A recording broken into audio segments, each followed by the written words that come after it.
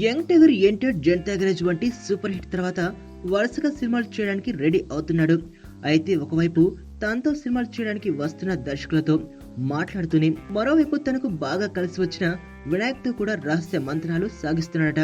Vinayak ఎన్టీఆర్ల combination లో ఇంతకు ముందు ఆది, అదుర్స్, సాంబ వంటి చిత్రాలు వచ్చాయి. సాంబ యావరేజ్ చిత్రం కాగా ఆది రికార్డులను బద్దలు కొట్టింది.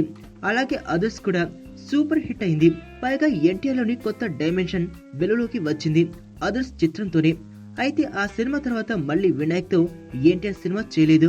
అడపాదడప అదుర్స్ 2 అని వినిపిస్తున్నప్పటికీ అది ఇంకా కార్యరూపం దాల్చలేదు.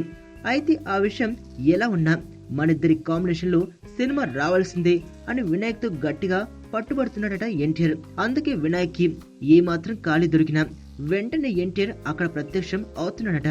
ప్రస్తుతం వినాయక్ ఖైదీ నెంబర్ 150 చిత్రం చేస్తున్న సంగతి తెలిసిందే. మరో నెల రోజుల్లో ఆ సినిమా నుండి బయటపడుతున్నాడు వినాయక్. మరి దాని తర్వాత ఎన్టీఆర్ పై దృష్టి పెడతాడేమో చూడాలి.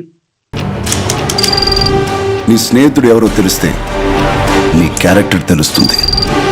నీ శత్రువు ఎవరో తెలిస్తే నీ కెపాసిటీ తెలుస్తుంది.